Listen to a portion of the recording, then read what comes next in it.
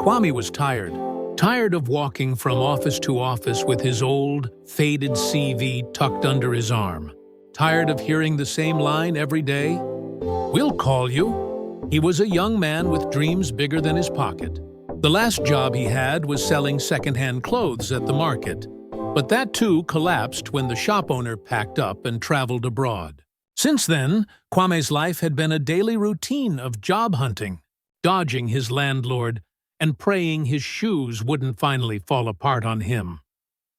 One hot Tuesday afternoon, after his 15th rejection in 2 weeks, Kwame slumped under a mango tree near the roadside. He sighed so loudly that even the goats grazing nearby stopped to look at him. "Hey, God," he muttered. "Did I offend you somewhere? Just one small job. Even if it is to carry cement, I'll do. Just don't let me die useless, please."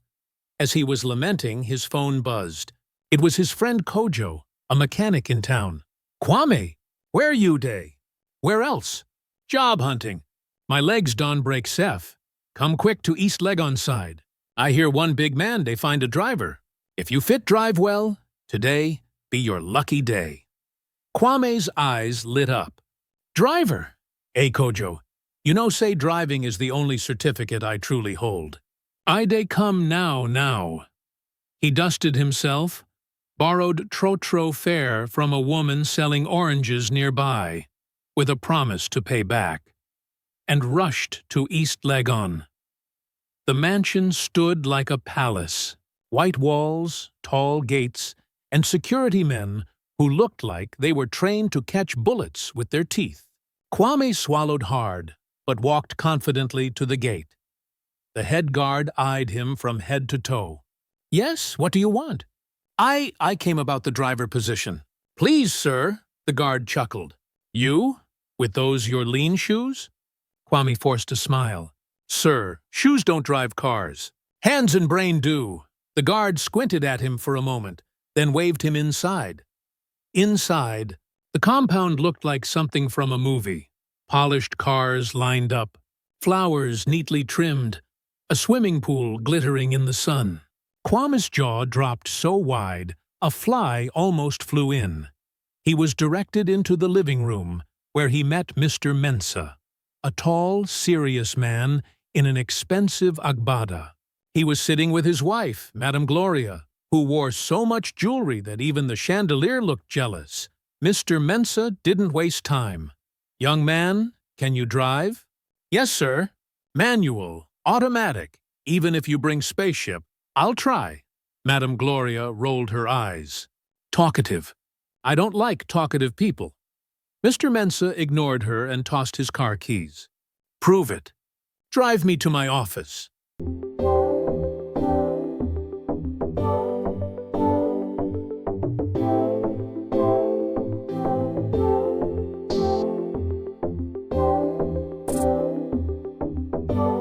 Kwame caught the keys mid-air with a smile. "Yes, sir."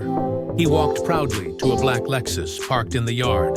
Sliding into the driver's seat, Kwame whispered a quick prayer. "God, please don't let me jam this man's car into the gate, I beg." As they set off, Mr. Mensa barked directions. Kwame drove smoothly, carefully changing gears, dodging potholes, and even cracking a joke when a goat refused to leave the road. "Sir, this goat reminds me of my landlord. Always blocking progress until you honk hard." Mr. Mensa chuckled despite himself. Madame Gloria frowned. When they arrived at the office, Mr. Mensa nodded approvingly. "You drive well. You're hired. Salary, 2,000 cedis a month. Don't disappoint me." Kwame nearly fainted. 2,000! He bowed deeply. "Sir, may God bless you. You won't regret it. I will guard your car with my life." Within weeks, Kwame settled into his new job. He wore neat shirts, polished shoes, and always arrived on time. The other workers liked him because he made them laugh during lunch breaks with his dramatic stories. But one afternoon, his entire world shifted. He had just finished washing the Lexus when a young woman walked into the compound. She wore a simple sundress and carried books under her arm. Her smile was like the first sunshine after heavy rain. Kwame froze.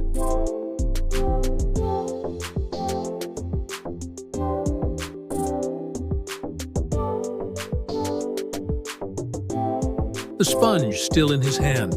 "Good afternoon," she said warmly. Good afternoon." "Madam," Kwame stuttered. She laughed lightly. "No need for madam. I'm Abena. My parents live here." "You must be the new driver." Kwame nodded, heart racing. "So this is Mr. Mensah's daughter?" God, why do you create angels and put them inside houses with big gates?" From that day, Kwame found himself stealing glances whenever Abena passed by. She was kind, always greeting the workers, always smiling.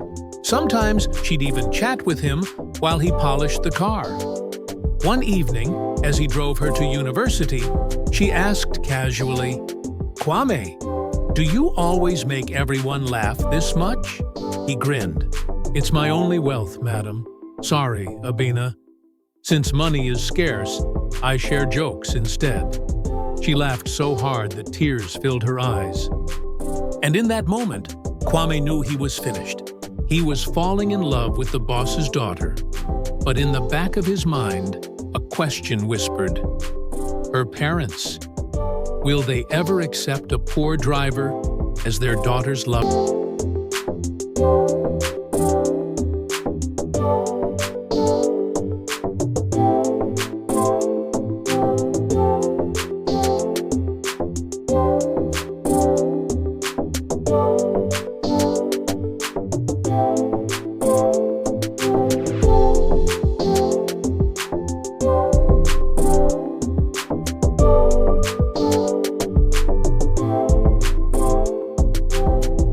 Kwame had now been working for Mr. Mensah for about 3 weeks, and he was slowly settling into the routine.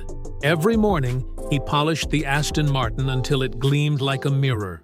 He learned the traffic shortcuts of the city, when to use the back roads to avoid the madness of rush hour, and how to keep silent when Mr. Mensah was in one of his serious moods. But one morning, everything changed.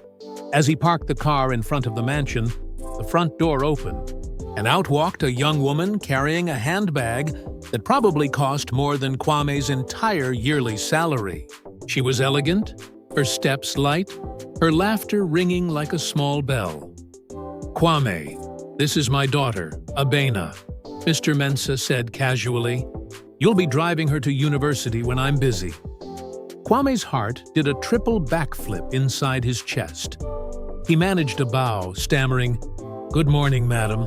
Pleased to drive you. Pleased to meet you." Abena chuckled softly, sliding into the back seat. "Relax, driver. I don't bite." From that moment on, Kwame's life gained a new, complicated rhythm. Comedy on the road. The first day he drove Abena to class, Kwame was determined to act professional. He adjusted the mirror, tightened his seatbelt, and kept his eyes glued to the road. But the traffic in Accra had other plans. At one junction, a trotro driver cut in front of him. Kwame shouted, "Ah! You know they fear carway shine? See your rusty jalopy. Even mosquito they fear enter." Abena burst into uncontrollable laughter in the back seat. She clapped her hands, saying, "Driver Kwame, you're too funny. Do you always insult people like that?" Kwame scratched his head. "Ah, sorry, madam. Sometimes the insults just jump out, like popcorn in hot oil." From then on, Abena actually looked forward to the car rides. Kwame's running commentary on traffic, market sellers, and life in general made her laugh until her cheeks hurt. Kwame, you're wasted as a driver. You should be a comedian," she teased one day. Kwame shrugged. "Comedian no dey pay fuel. Driver dey pay fuel." Feelings begin to grow over time. Kwame noticed small things about Abena. She wasn't like the other rich girls he had imagined. She greeted the gate man with respect. She bought roasted plantain from street sellers without shame. She even insisted Kwame should buy some for himself, too. One afternoon, after dropping her at the university, Kwame found himself smiling for no reason as he drove away. Kwame, you dey craze, he muttered to himself. You be poor driver, she be rich man peekin'. Forget am, before you chop heartbreak like Kellowell pepper. But his heart didn't listen. Suspicious eyes one evening, Mr. Mensah asked Kwame to stay late and drive him to a business meeting. As they sat in the car waiting for traffic to ease, Mr. Mensah suddenly turned to him. Kwame, I hope you're a sensible young man. Kwame's heart skipped a beat. Yes, boss, I'd a sensible pass radio presenter. Mr. Mensah narrowed his eyes. Good, because I don't want my daughter distracted by unnecessary friendships. Do you understand? Kwame swallowed hard. Yes, boss, clear as day. But inside he panicked. Had Mr. Mensah noticed the way Abena laughed around him? Or the way Kwame tried not to stare in the rearview mirror when she was adjusting her makeup? One Friday, Abena invited Kwame to stop at a local restaurant after class. Kwame, you can't just drop me and go hungry. Let's eat together. My treat, she insisted. Kwame hesitated. Madam, if your papa here say me and you dey chop together, he go sack me like exam paper. But Abena laughed and dragged him inside anyway. The waiter looked confused. Table for two? Yes, Abena answered. Kwame leaned forward nervously. Table for 1.5. Me I be half, because I no belong here. That made Abena laugh so loudly that other customers turned to stare. But as they ate, something warm passed between them, a quiet understanding, a spark. Then, suddenly, as if the universe wanted to punish Kwame, Mr. Mensah himself walked into the restaurant with some business associates. Kwame nearly choked on his jollof rice. He whispered, Jesus wept. I don't finish. Abena calmly dabbed her lips with a napkin and whispered back, Relax. Act normal. Kwame sat upright, pretending to read the menu upside down.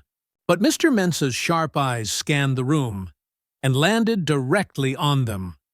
Kwame sat frozen like a goat caught stealing cassava. His spoon dangled mid-air, grains of jollof sliding back into the plate. His eyes darted everywhere except at Mr. Mensah. Daddy! Abena said, her voice calm but sweet. Fancy seeing you here. Mr. Mensah raised an eyebrow, stepping closer to their table. His business partners trailed behind, looking curious. Abena and Kwame? Kwame jumped to his feet, nearly knocking over the table. Boss, I dey guard him. Yes, I dey protect madam from armed robbers and, armed waiters. The whole restaurant burst into laughter.